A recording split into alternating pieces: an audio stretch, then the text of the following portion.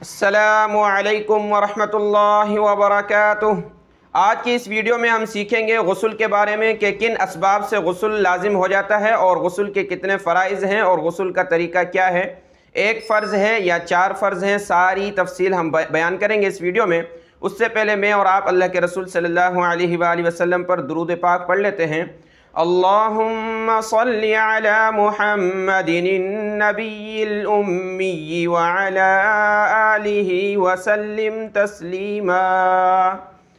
دیکھیں، غسل جو ہے اللہ کی طرف سے فرض ہے۔ قرآن مجید میں سورۃ المائدہ کی آیت نمبر 6 میں جس آیت میں وضو کا ذکر تھا، پچھلی ویڈیوز میں ہم نے تفصیلی وضو کے بارے میں بات کی تھی، اور اسی طریقے سے اسی آیت میں اللہ نے فرمایا وَإِن كُنتُمْ جُنُبًا فَطَّهَّرُوا، اگر تم ناپاک ہو چکے ہو تو خوب اچھے طریقے سے اپنے آپ کو پاک کر لو، پاکی حاصل کر لو۔ دین اسلام میں آپ جانتے ہیں کہ صاف رہنا اور پاک رہنا یہ ایمان کا بہت بڑا حصہ کہلاتا ہے۔ اسی طریقے سے دین اسلام ہمیں صاف رہنے کا، پاک رہنے کا حکم فرماتا ہے، اور پانی استعمال کرنا یعنی نہانا، وضو کرنا، یہ جسم کے لیے بہت ہی مفید ہے اور پاکی کا سبب ہے۔ تو ہم آتے ہیں سب سے پہلے سوال کی طرف کہ کن چیزوں سے مسلمان جو ہے بالغ ہے اس پر غسل لازم ہو جاتا ہے، مرد ہو چاہے عورت ہو اس پر غسل لازم ہوتا ہے جب وہ بالغ ہوں، بڑے ہوں، ٹھیک ہے۔ اب کون سے اسباب ہیں؟ وہ ہیں تین چیزیں ہیں جن سے غسل لازم ہو جاتا ہے۔ نمبر 1، منی کا نکلنا شہوت کے ساتھ، عورت ہے یا مرد ہے، کسی کی منی نکلی ہے شہوت کے ساتھ کود کر، تو یہ ایک چیز ہے جس سے غسل لازم ہو جاتا ہے۔ اب وہ جاگتے میں ہوئے منی نکلی ہے یا پھر سوتے ہوئے، جاگتے ہوئے میں اس نے کوئی کام کیا، جائز کیا یا ناجائز کیا، وہ الگ بات ہے، گناہ کی یا جائز کی، ٹھیک ہے۔ جائز کیا، اپنی بیوی سے صحبت کی یا کسی بھی طریقے سے شہوت کے ساتھ منی نکلی ہے، مرد ہو چاہے عورت ہو، غسل لازم ہو گیا۔ ہاں اگر وہ سو رہے ہیں دونوں، یعنی کوئی بھی مرد ہے یا عورت ہے، آرام میں ہے سوتے وقت، ان کو پھر احتلام ہو جاتا ہے، منی نکل جاتی ہے شہوت کے ساتھ، تو یہ بھی غسل لازم کرنے کا سبب ہے۔ تو پہلی چیز غسل لازم کرنے کی منی کا نکلنا۔ دوسرے نمبر پر ہے حیض۔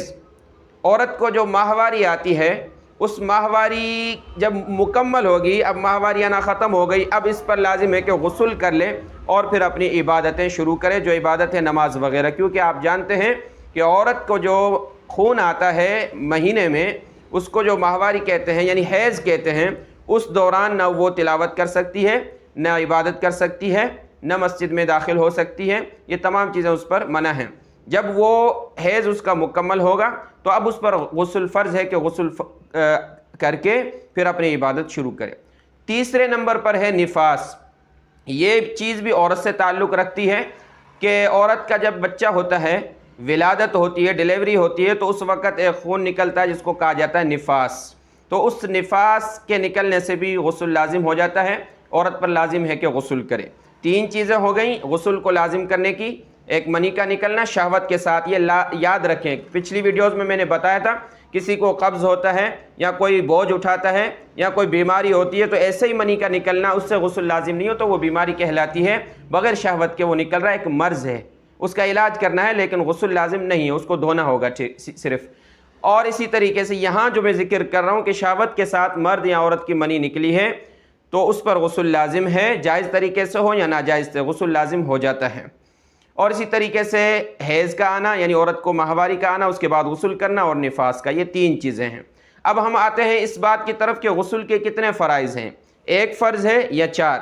قرآن مجید میں اللہ تبارک و تعالیٰ کا فرمان ہے وَإِن كُنتُمْ جُنُبًا فَطَّهَّرُوا، جب تم ناپاک ہو جاؤ تو خوب اچھے طریقے سے پاکی حاصل کرو، تو یعنی ایک حکم آ رہا ہے کہ بھئی تم پاک ہو جاؤ، تو ایک فرض معلوم ہوا۔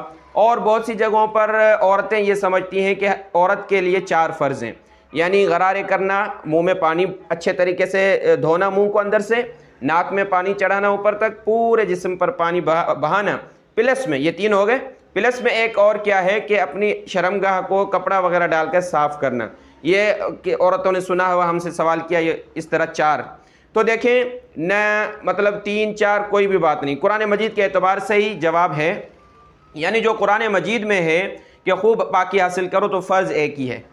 اصطلاح میں، شریعت میں، دین اسلام میں غسل کا فرض ایک ہی ہے، ایک، صرف ایک، کیا ہے کہ پورے بدن پر اچھے طریقے سے پانی بہانا، کہ کوئی بھی جگہ خشک نہ رہے، یہ غسل کا فرض ہے، آپ کا غسل ہو گیا۔ باقی جو ہوتے ہیں نا، اس سے پہلے وضو کرنا، ناک میں پانی ڈالنا، منہ میں، یہ سارے واجبات میں سے ہیں کہ تاکید ہو جائے، اچھے طریقے سے وہ بندہ مطمئن ہو جائے۔ لیکن فرض قرآن مجید میں سے ثابت ہوا وہ ایک ہی فرض ہے کہ پورے بدن پر پانی بہانا اچھے طریقے سے۔ اب اس میں ساری چیزیں آگے، جو بھی ظاہری جسم میں ہماری چیز ہے اس کو ہم نے دھونا ہے۔ یہ جو منہ کے اندر سے یہ ظاہری ہے اس کو ہم دھو سکتے ہیں، یعنی انسان کے اندر طاقت ہے، جہاں جہاں تک وہ غسل میں پانی پہنچا سکتا ہے اس پر لازم ہے کہ وہ پہنچائے۔ جیسے کہ ہم غرارے کریں گے، یہاں تک 3 مرتبہ اس کو صاف کریں گے، منہ کو اندر سے گیلا ہو گیا، ناک میں پانی چڑھا ہے ہم نے، نرم ہڈی تک پانی چڑھ گیا یعنی گیلا ہو گیا۔ جب ہم نہائیں گے دائیں طرف بائیں طرف پانی بہایا، کانوں میں انگلی لگانی ہے، اچھے طریقے سے صاف کرنا ہے۔ اسی میں عورت نے اگر جوڑا بنایا ہوا ہے بالوں کا یعنی اس طرح، تو اس کو کھولنا پڑے گا تاکہ وہ اندر سے تر ہو جائے۔ اگر جوڑا بنائے ہوئے اس نے غسل کیا تو غسل نہیں ہوگا، کیونکہ ہو سکتا ہے پانی نہ پہنچاؤ۔ اگر چھوٹے بال ہیں اس کو پتہ ہے کہ پانی پہنچ گیا پھر تو صحیح ہے، لیکن نہیں پہنچا تو اس کو لازم ہے کہ اس کو کھولے، یہ واجب ہے اس پر، اور وہ اس کو کھولے گی، بالوں کو اچھے طریقے سے ہاتھ لگائے۔ مرد کے بڑے بال ہیں تو وہ بھی اس طرح خلال کرے۔ سر دھل گیا، کان دھل گئے، کان میں اگر بالیاں ہیں، تنگ بالیاں ہیں، پتہ نہیں پانی لگا نہیں تو اس کو ہاتھ لگانا ہوگا تاکہ پانی لگ جائے۔ داڑھی کا خلال کرنا، اگر گھنے بال ہیں، پتہ نہیں داڑھی کے اندر اس طرح یہ چمڑی ہے، داڑھی کے اندر پانی گیا نہیں گیا تو اس کو بھی ہاتھ لگانا ہے، خلال کرنا ہے۔ اور جسم کے جو بھی اعضاء ہیں، اور ناف ہے، ناف کے اندر انگلی لگانی ہے تاکہ پانی لگ جائے، پورے جسم پر اس طرح ہم نے کرنا ہے۔ یہ ہو گیا ایک ہی فرض ہے پورا۔ لیکن علماء کرام نے سمجھانے کے لیے عوام کو کہ بھئی غسل کے 3 فرض ہیں، وہ کیا ہے کہ غرارے کرنا 3 مرتبہ یعنی منہ دھل جائے اچھے طریقے سے، دوسرا فرض ناک میں پانی چڑھانا، اور تیسرا فرض پورے بدن پر پانی بہانا۔ یہ سمجھانے کے لیے عوام سمجھ جائے اور 3 فرض ذہن میں رکھے اور غسل کر لے۔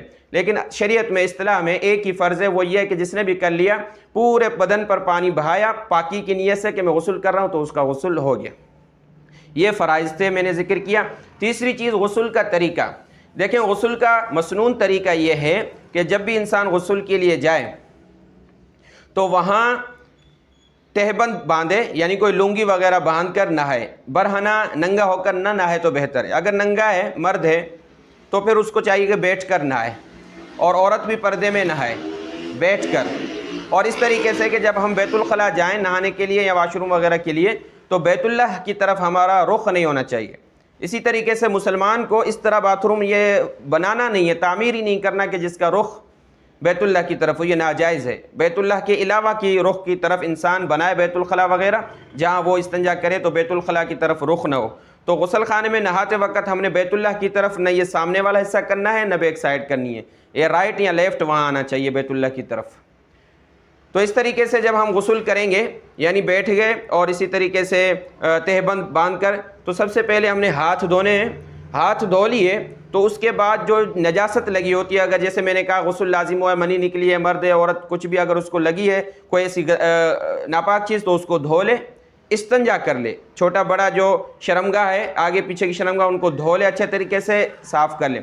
اس کے بعد آپ وضو کر لیں، جو سنت وضو ہوتا ہے، تو اس میں آپ یہ غرارے کریں گے نا، وہ اسی میں آ جائے گا۔ جب ہم وضو کر رہے ہوں گے غسل سے پہلے، جب ایسے ہم نے پانی ڈالا تو کلی کے بجائے ہم غرارے کر لیں اچھے طریقے سے، اور پیسٹ وغیرہ تو پیسٹ کر لیں، مسواک کر لیں، دانت صاف ہو گئے۔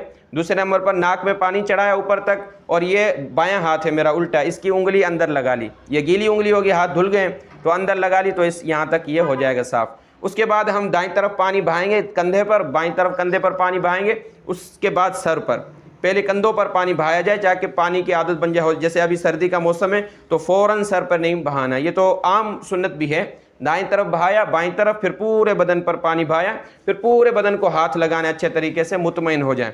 اس کا ایک طریقہ یہ ہے کہ آپ صابن لگاتے ہیں جب پورے بدن پر، تو پتہ چل جاتا ہے کہ صابن پورے جسم کو ٹچ ہو گیا ہے اور پانی بہہ گیا ہے پورے جسم سے، تو یہ کیا ہو جائے گا، ہمارا غسل ہو جائے گا۔ سوال یہ ہوتا ہے کہ جب ہم غسل کرتے تو اس سے وضو بھی ہو جاتا ہے یا نہیں؟ تو ہاں بالکل آپ کا وضو بھی ہو جاتا ہے۔ آپ جب وضو ہی کرتے ہیں شروع میں اور غسل کرتے تو ہو گیا، لاسٹ میں آپ نے پاؤں دھو لینے۔ جب غسل کمپلیٹ ہو گیا تو اس کے بعد آپ پاؤں دھو کے وہاں سے نکل آئیں، کیونکہ پانی جمع ہوتا ہے گندا، اور تو پہلے دھو لیں گے تو دوبارہ خراب ہو جائیں گے، تو لاسٹ میں آپ نے یہ پاؤں دھو لینے ہیں، آپ کا یہ غسل ہو گیا۔ اسی طریقے سے اگر ہم نے ہاتھ نہیں دھوئے شروع میں، بالٹی وغیرہ ٹب جو بھرا ہوا ہے اس میں ہم نے ہاتھ ڈال دیا تو کوئی پانی ناپاک نہیں ہوتا۔ اگر ہاتھ پاک تھے تو کوئی ایسا مسئلہ نہیں ہے۔ ظاہری نجاست لگی ہوئی گندگی، پھر تو انسان جس کو جانتا بھی نہ ہو پھر بھی پتہ ہے کہ یہ گندگی چیز لگ گئی ہے، پھر تو تھوڑا سا پانی یا پورا ہی ٹب خالی کرنا ہوگا۔ تو احتیاط کرنی چاہیے کہ اگر ناپاک ہاتھ ہے تو ہاتھ نہ لگائیں اس بالٹی وغیرہ میں یا ٹب میں جہاں پانی بھرایا آپ نے اپنے غسل کے لیے. اور غسل کرتے وقت جو پانی اگر ہمیں لگ جاتا ہے تو وہ پانی ناپاک نہیں ہے. اگر اس میں کوئی ظاہری نجاست گندگی نہیں ہے تو وہ پانی ناپاک نہیں ہے. جیسے ہم نہا رہے ہیں، تھوڑا سا کپڑے ٹنگے ہوئے ہیں تو وہاں تھوڑا سا لگ گیا یا پھر ہمارے جسم کو لگ رہا ہے تو کوئی اس کا ایشو نہیں ہے، غسل ہو جائے گا. اب اس کے جو متفرق مسائل ہیں، مختلف بہت سارے مسائل، یہ کل کی ویڈیو میں آئیں گے. اس سے اگلی ویڈیو میں جو عورت کو ماہواری آتی ہے، حیض آتا ہے ماہانہ جو حیض آتا ہے اس میں وہ عبادت نہیں کر سکتی. تو حیض کے بڑے مسائل ہیں، ان میں کئی عورتیں جانتی ہیں کہ کئی قسم کے مسائل ہوتے ہیں کہ کسی کو 2 دن آ رہے، کسی کو 3 دن، کسی کو 4 دن. اب پچھلے مہینے 3 دن آیا تھا، اس مہینے 5 دن آیا، تو کیا نماز پڑھنی ہے نہیں. یہ تمام امور پر، تمام باتوں پر ہم تفصیلی بات کریں گے اور روزانہ آپ کو دینی بات سیکھنے کو ملے گی. اگر آپ کو یہ میرا سمجھانا اچھا لگا ہو تو اس ویڈیو کو لائک کر دیں، اپنے بہن بھائیوں میں شیئر کریں تاکہ یہ فائدہ عام ہو. اللہ آپ کو جزائے خیر عطا فرمائے. السلام علیکم ورحمۃ اللہ وبرکاتہ.